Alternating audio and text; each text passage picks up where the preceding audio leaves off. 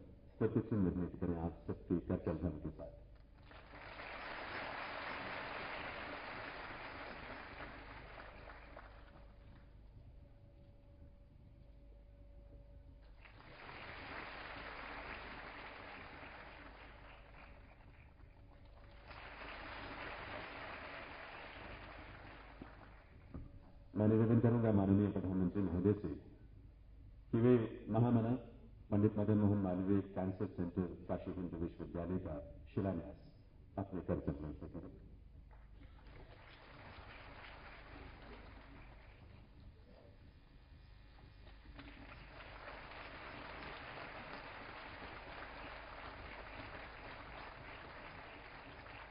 मैं पुनः निवेदन करूंगा प्रधानमंत्री महोदय से कि वे शताब्दी सुपर स्पेशलिटी कॉम्प्लेक्स चिकित्सा विज्ञान संस्थान काशी हिंदू विश्वविद्यालय का भी शिलान्यास करें अपने कर्तव्य से।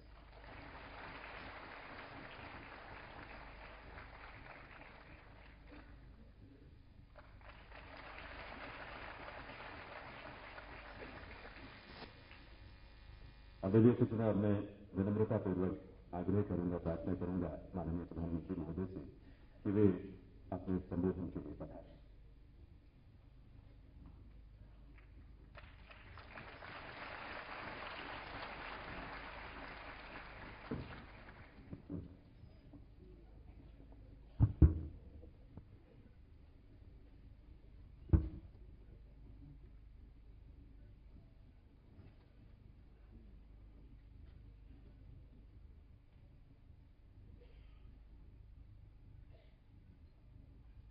केंद्र में मंत्रिपरिषद के मेरे साथी श्रीमान महेश शर्मा जी, केंद्र में मंत्रिपरिषद के मेरे साथी श्रीमान महेंद्रनाथ पांडेय जी, श्रीमती अनुप्रिया पटेल जी, उत्तर प्रदेश सरकार के मंत्री श्रीमान ब्रह्मशंकर त्रिपाठी जी, बनारस हिंदू विश्वविद्यालय के कुलपति श्री गिरीश चंद्र त्रिपाठी जी और बनारस के सभी प्रबुद्ध वरिष्ठ महानुभाव, युवा मित्र,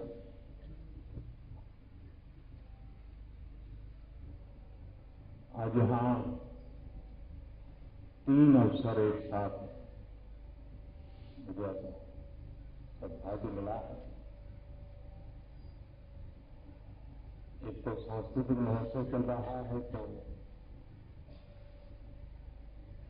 कला जगत के द्वारा जो मनुष्य रोबोट न बन जाए, इसके लिए भारी जहमत की जा रही है। तो चिंता सता रही है कि विज्ञान और टेक्नोलॉजी मानव को अगर कला से दूर कर दे, सांस्कृतिक विरासत से दूर कर दे, तो देर नहीं लगेगी उसको रोबोट बनने में। और इंसान को रोबोट बनने से बचाने के लिए कला जीवन का हिस्सा होनी चाहिए और कला निरंतर पुरस्कृत होनी चाहिए, अविरत पुरस्कृत होनी चाहिए। हर पीढ़ी दर पीढ़ी इसमें कुछ न कुछ जुड़ते रहना चाहिए और जुड़ना भी वो हो जो आगे के रास्ते भी खोलने वाला हो। और कला जगत को समर्पित लोगों ने सदियों से इस कार्य को निभाया है। आज यहां चाणक्य नाट्य का भी मंचन होने जा रहा है। मोटा मोटा मुझे याद है, शायद मैं गलती करता हूं कि कलाकार उसको ठीक कर लेंगे। शायद ये उनका 1001वां मंचन है यहां पर।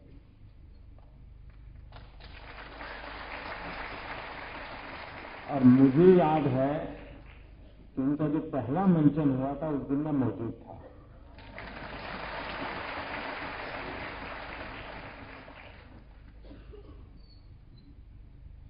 राजनीतिक विचारधाराएं कितनी आई, कितनी गई, आर्थिक चिंतन कितने ही आए, कितने ही गए, लेकिन एक चाणक्य है जो आज भी अजरा अमर है।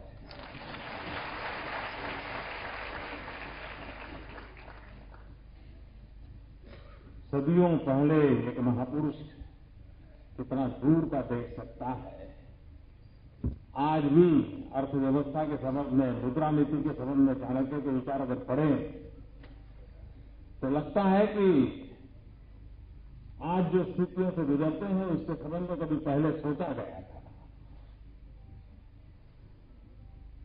खैर, मैं पूरा समय तो नहीं रह पाऊंगा, लेकिन कलाकारों से मिलकर के जरूर जाऊंगा, क्योंकि कला का सम्मान तो होते रहना चाहिए। आज दो महत्वपूर्ण चीजें, वैसे आज मैं काशी में अलग अलग कार्यक्रमों में करीब करीब 2100 करोड़ रुपयों के विकास के कामों का या तो शिलान्यास या लोकार्पण करने वाला।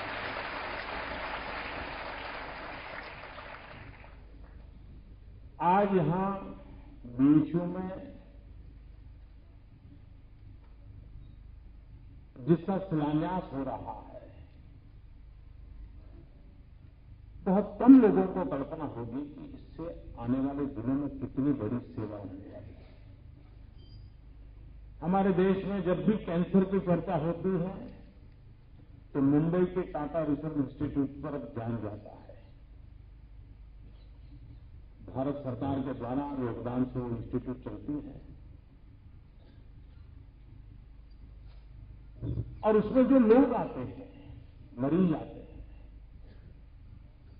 अधिकतम मरीज उत्तर भारत से आते हैं, उत्तर प्रदेश से आते हैं, उसमें भी पूर्वी उत्तर प्रदेश से आते हैं। और हम जानते हैं मुंबई में किस प्रकार से यहां का गरीब व्यक्ति, गांव का व्यक्ति जाएगा, क्या करेगा।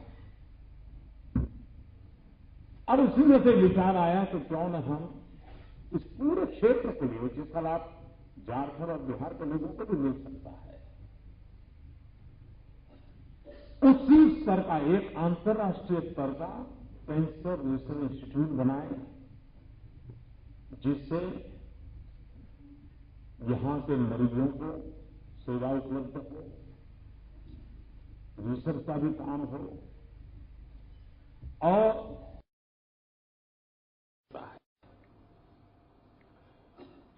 उसी स्तर का एक अंतर्राष्ट्रीय स्तर का कैंसर रिसर्च इंस्टीट्यूट बनाए, जिससे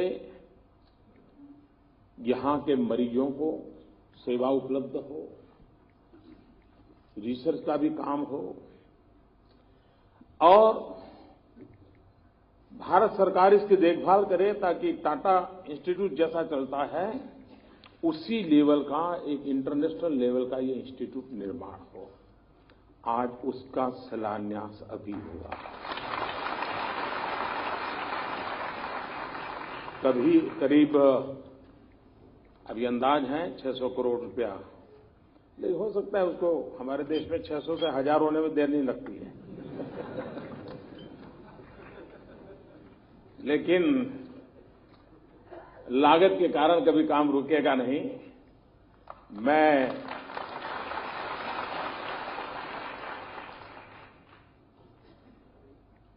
बनारस हिंदू यूनिवर्सिटी का भी आभारी हूं कि उन्होंने इस काम के लिए 10 एकड़ भूमि आवंटित करने के लिए सहमति जताई। तो एक बहुत बड़ा सेवा का काम इससे होगा। आज दूसरा भी एक काम हो रहा है कि यहां पर जो हमारा मेडिकल इंस्टीट्यूट चल रहा है, उस इंस्टीट्यूट के लिए भी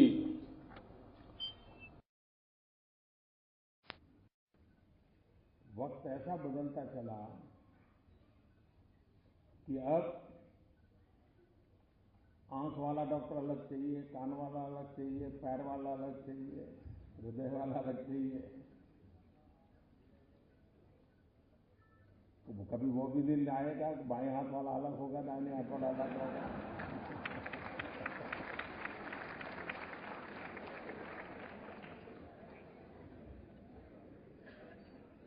कहने का तात्पर्य है कि अब सुपर स्पेशलिटी का महात्म्य बढ़ रहा है।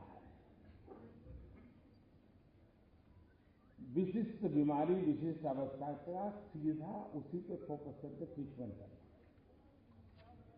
और पूरे हेल्थ को इंटीग्रेटेड हो। और इसलिए आज आवश्यकता बन गई है कि सुपर स्पेशलिस्ट व्यवस्थाएं विकसित हो और सिर्फ सेवा न हो, रिसर्च भी हो। उस प्रकार के मरीजों का अध्ययन भी होते रहना चाहिए, उसमें किस प्रकार से बदलाव आए उसको भी देखना चाहिए। पहले का जमाना था कि वैद्यराज नाड़ी पकड़ के तय करता था क्या तकलीफ है। धीरे धीरे मेडिकल साइंस में अनुभव के आधार पर तय होने लगा। डॉक्टर पेशेंट को 12-15 सवाल पूछता था और तय कर लेता, हाँ इसके आसपास कुछ होगा, और फिर वो प्रयोग शुरू करता था। लेकिन अब डॉक्टर का काम धीरे धीरे कम होता जा रहा है, टेक्नोलॉजी का बढ़ता चला जा रहा है। टेक्नोलॉजी तय करती है, मशीन के अंदर आपको डाल देते हैं, मशीन तय करता है कहां गलती है कहां गड़बड़ है, और फिर डॉक्टर कहता है अच्छा ये है तो फिर ये करेंगे, ये है तो ये करेंगे। टेक्नोलॉजी का इंटरवेंशन मेडिकल साइंस में बहुत तेजी से बढ़ रहा है और उसके कारण परफेक्शन भी आ रहा है, प्रॉपर ट्रीटमेंट भी संभव हुई है और मरीज के उपचार के लिए भी एक अच्छी व्यवस्था विकसित हो रही है। भारत जैसे देश में उत्तम से उत्तम प्रकार की हेल्थ केयर के लिए हम सक्षम हैं। हमारे पास जो ह्यूमन रिसोर्स हैं, दुनिया के जो समृद्ध देश हैं, वहां भी भारत के डॉक्टरों की आज भी उन्हीं की आवाज सुनी जाती है, इतनी ताकत है। दुनिया के बड़े बड़े लोगों से कभी मिलते हैं तो परिचय करते हैं तो नहीं मेरा फलाना डॉक्टर है ना, वो इंडियन है, तुरंत बताते हैं। उनको बड़ा गर्व होता है, वो इंडियन मेरा डॉक्टर है।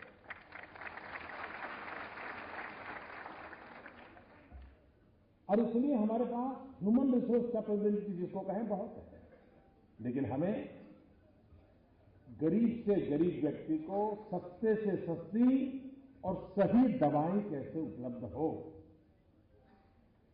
इस दिशा में हम बहुत आग्रहपूर्वक काम कर रहे हैं।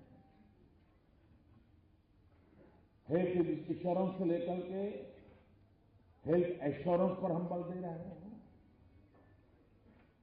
स्वच्छता अभियान हो तो भी वो अल्टीमेटली हेल्थ की ही केयर करने के लिए उपकारक होता है।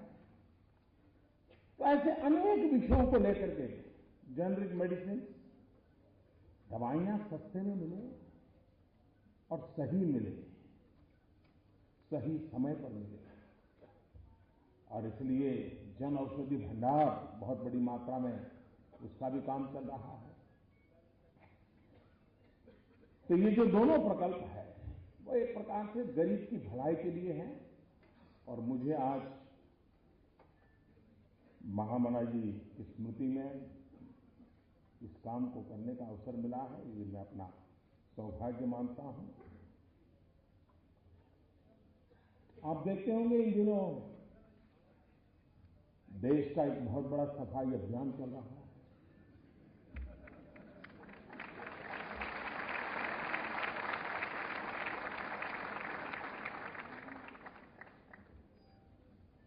अगर गंदगी का बड़ा ढेर हो और वहां से आप गुजरते हैं तो दुर्गंध आती है।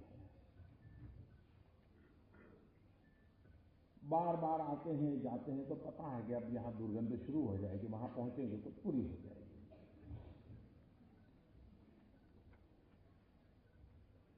और एक सीमा में दुर्गंध महसूस होती है, उससे ज्यादा फिर महसूस नहीं होती।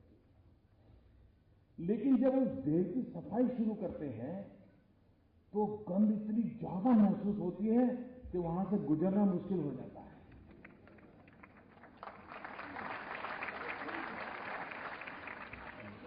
गंद का ढेर वैसे का वैसा पड़ा है तो एक सीमा तक की गंध महसूस होती है, लेकिन जैसे ही उसको सफाई करना उठाना शुरू कर दिया तो ऐसी गंध महसूस होती है आजकल आप देख रहे होंगे कैसी कैसी गंध महसूस हो रही है।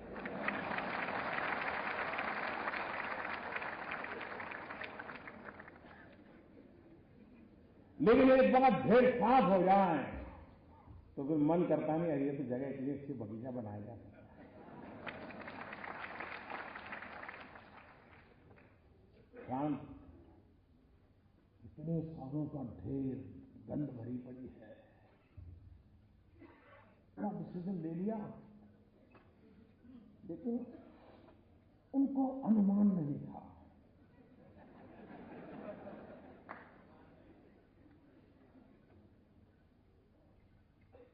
ये बात सही है कि बहुत सी चीजों का मैंने अनुमान किया था, लेकिन एक चीज का अनुमान करने में विफल हो गया मैं नहीं कर पाया। अब वो मेरा देश, मेरे संस्कार था, क्या था मुझे मालूम नहीं, लेकिन मैं नहीं कर पाया। मैंने जब ये पूरा काम के लिए दिमाग खपा रहा था, योजना बना रहा था, कभी सोचा नहीं था कि देश के राजनेता कुछ और कुछ राजनीतिक दल हिम्मत के साथ बेईमानों के साथ खड़े हो जाएंगे।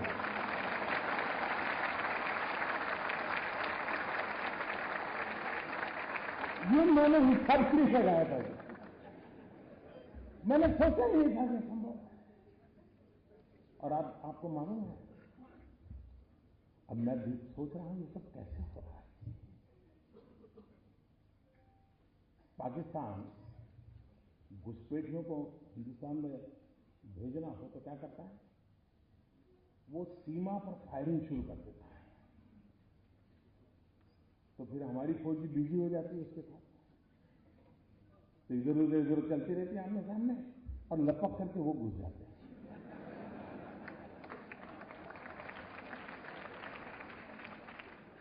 उनको कवर मिल जाता है बेईमान। इन दिनों संसद में आपने देखा होगा, तू मैंने तो इन लोगों को पीछे से, मुझे अब समझ आया ये होलना किसकी भलाई के लिए किया जा रहा है।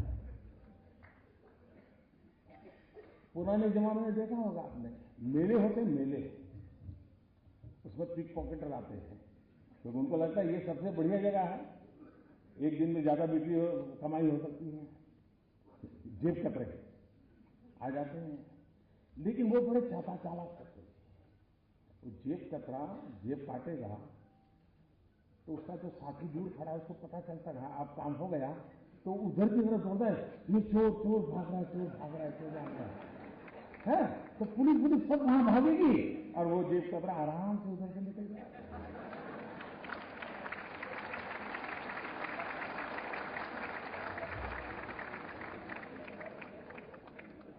बेईमानों को बचाने के लिए बेईमानों को रास्ता दिखाई दे, न जाने कैसी किसी तरकीब अपनाई जा रही है।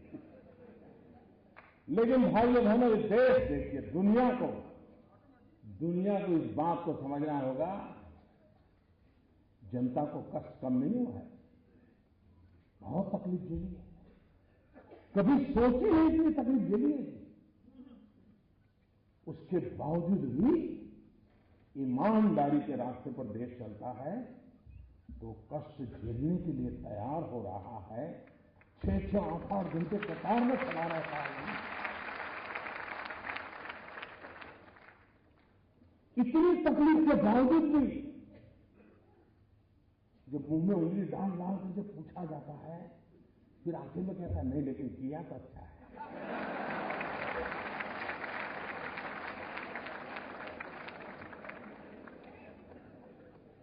साथ मैं देश के राजनेताओं को कहना चाहता हूं कि हम 125 करोड़ देशवासियों की ताकत पर भरोसा करें। ऐसा सद्भाग्य नहीं मिल सकता है कि जहां 125 करोड़ देशवासी अपने स्वार्थ के लिए नहीं, कहीं कुछ मिलता और कतार में खड़ा रहे हो तो अलग बात है, ये तो भाई देश का भला हो, कष्ट झेलूंगा, ऐसा साहब दुनिया में कहीं संभव नहीं होगा जी। इन 125 करोड़ देशवासियों को जितना नमन करे उतना कम है, जितना नमन करे उतना कम है। और जब जनता जनार्दन तो स्वयं ईश्वर का ही अवतार होता है, और जनता जनार्दन के आशीर्वाद मतलब ईश्वर के आशीर्वाद होते हैं, और जिस सत्य के काम में ईश्वर के आशीर्वाद होते हैं वो सत्य कभी भी ओझल नहीं हो सकता, वो सत्य उजागर के ही रहता है, वो परिवर्तन ला करके रहता है। और कुछ लोग विरोध करने में इतना अपना संतुलन खो देते हैं, मैं तो हैरान हो जाता हूं। इन दिनों अब इस पर तो बोल नहीं पाते, कह नहीं सकते कि काला धन नहीं है, कह नहीं सकते कि भ्रष्टाचार नहीं है, ये भी नहीं कह सकते कि जाना नहीं चाहिए, तो लेकिन कुछ तो बोलना है तो क्या बोले, लेकिन बोलने में ऐसी गड़बड़ करते हैं, ऐसी गड़बड़ करते हैं जी। अब बताइए, हमारे पूर्व प्रधानमंत्री, जब मैं कह रहा हूं ना भाई समय की मांग है, बदलाव आना चाहिए। अब एक जमाना था चांदी का रुपया होता था, वही करेंसी में चलता था। वक्त बदलते बदलते कागज का आ गया, चल रहा है कि नहीं चल रहा है। अब वक्त बदल रहा है तो टेक्नोलॉजी से ऑनलाइन बैंकिंग हो रहा है, आपके मोबाइल फोन में ही आपकी बैंक है।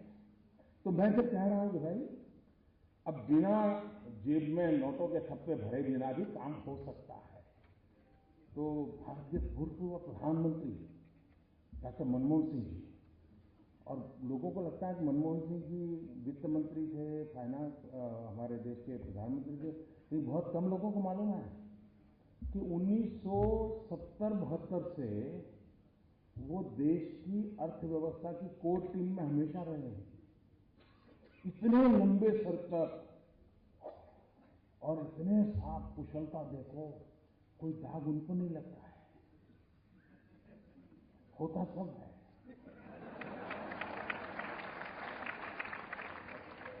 उन्होंने अभी ऐसा कहा, जब मैं कैशलेस की बात करता हूं, उन्होंने कहा कि जिस देश में 50% लोग गरीब हो, वहां ये टेक्नोलॉजी वगैरह कैसे हो सकता है। अब मुझे बताओ भाई, ये वो अपना रिपोर्ट कार्ड दे रहे हैं कि मेरा दे रहे हैं?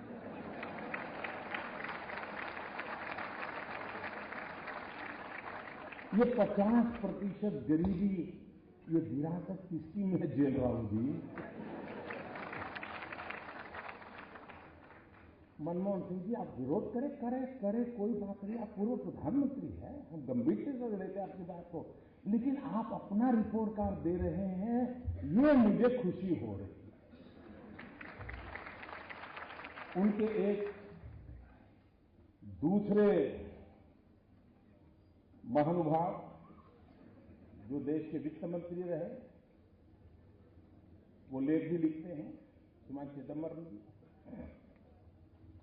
उन्होंने कहा कि हमारे देश में 50% गांवों में अभी भी बिजली नहीं है, तो कैशलेस कैसे करोगे? अब बताइए साहब, कहीं पर बिजली थी किसी गांव में, मैंने आकर के खंभा उखाड़ दिएगा।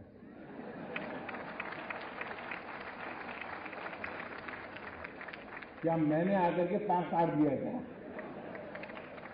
मतलब चिदंबर जी, 2014 में तो आप कहते थे कि हमने इतना विकास किया है, काशी में मोदी की जमानत जब्त होनी चाहिए। अब कहते हैं 50% गांव अंधेरे में डूबे पड़े हैं। ये मोदी का विरोध करने में, ये देखिए साहब, एक काशी का बच्चा है,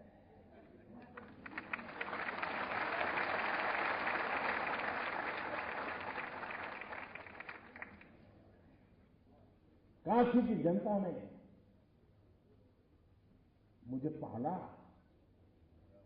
पोषा, और इसलिए इस पवित्र धरती के आशीर्वाद है कि इधर से हो उधर से हो, तुमसे सच निकलवा के ही रहेगा।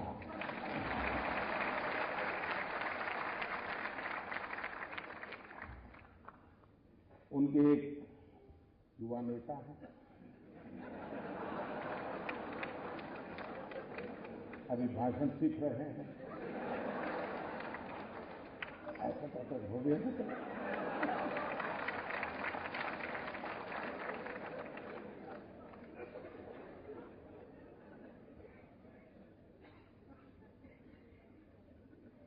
जब से उन्होंने बोलना सीखा है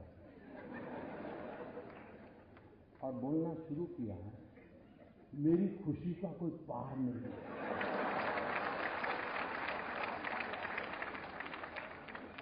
2009 में पता ही नहीं चलता था कि भाई इस पैकेट के अंदर क्या है, पता ही नहीं चलता था। अब पता चल रहा है क्योंकि ये है, ये नहीं। न बोलते तो बड़ा भूकंप आ जाता था और देश को इतना बड़ा भूकंप झेलना पड़ता, ये देश 10 साल तक उभर नहीं सकता था। लेकिन अच्छा हुआ कि बोलना शुरू हो गया तो पता चल रहा है भूकंप की संभावना बची नहीं, क्योंकि देश की जनता समझ गई। जी, इन्होंने बड़ा मजेदार कहा। उन्होंने कहा जिस देश में 60% लोग अनपढ़ हो, वहां मोदी ऑनलाइन बैंकिंग की बात कैसे कर सकता है? मुझे बताइए साहब, कोई पढ़ा लिखा था क्या? मैंने कोई जादू टोना किया कि वो अनपढ़ हो गया? ये 60% अनपढ़ थे, ये रिपोर्ट कार्ड आपने किसका दिया जी? जरा बताओ तो।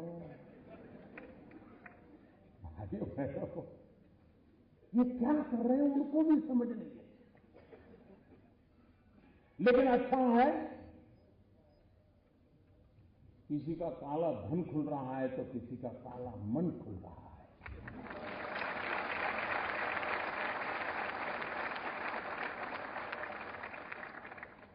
लेकिन देश साफ सुथरा होकर के, स्वच्छ होकर के सोने की तरफ तप करके निकलेगा, इस विश्वास के साथ में लगा।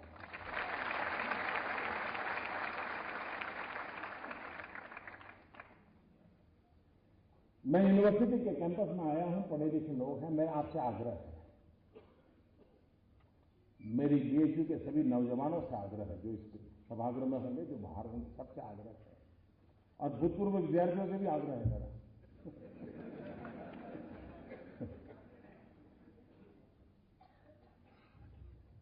काला धन, भ्रष्टाचार की सफाई तो हो, लेकिन फिर से पनपे नहीं, इसकी भी व्यवस्था होनी चाहिए।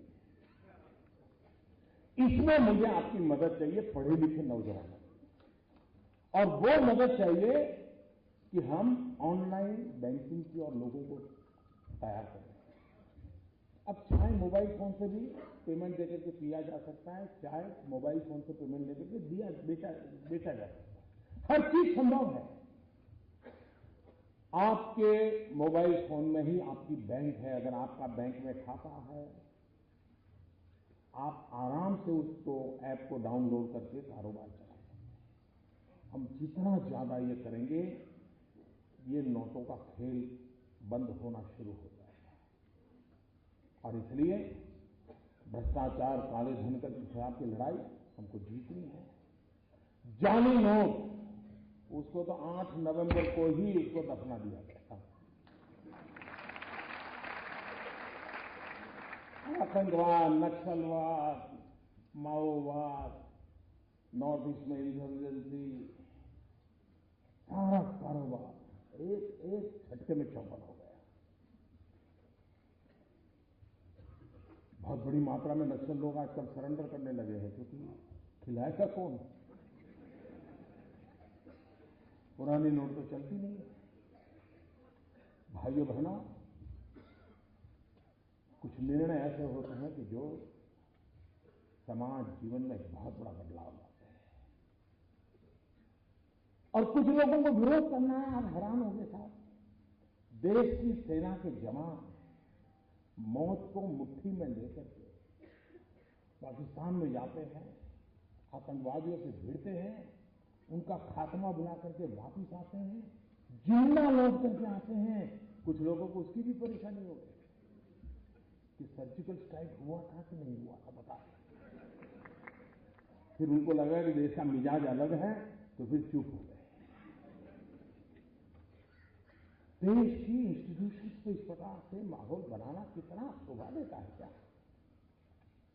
लेकिन मुझे विश्वास है मेरे प्यारे भाइयों बहनों, और काशी की धरती पर से मुझे जो आशीर्वाद मिले हैं, नई ताकत मिली है, मुझे विश्वास है कि देश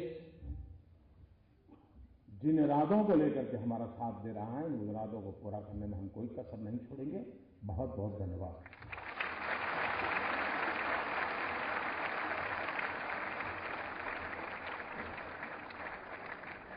बहुत बहुत आभार माननीय प्रधानमंत्री महोदय का। देवी सज्जनों, मैं मंच पर आमंत्रित करूंगा चाणक्य नाटक की प्रस्तुति के लिए पधारे श्री मनोज जोशी जी और उनके दल के सभी सदस्यों को। आप सबकी कर्तव्य के साथ।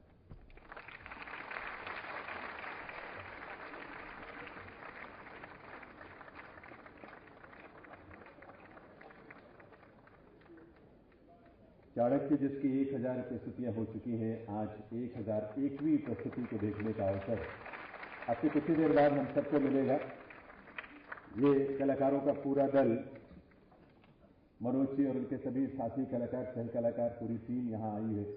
भारत की संसद में जिस प्रस्तुति को रखने का अवसर मिला मनोज जी और उनके पूरे दल को, इसी वर्ष अमेरिका में 15 प्रस्तुतियां लगातार एक श्रृंखला के तहत उन्होंने दी हैं। वो पूरा दल आज यहां हम सबके बीच उपस्थित है।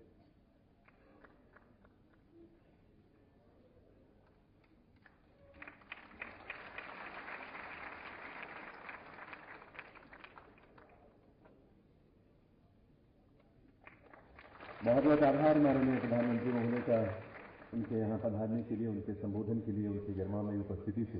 राष्ट्रीय संस्कृति महोत्सव काशी हिंदू विश्वविद्यालय के विशेष इस शताब्दी वर्ष के दौरान उनका आगमन हम सबके लिए गर्व की बात है। साथ ही हम आभार व्यक्त करेंगे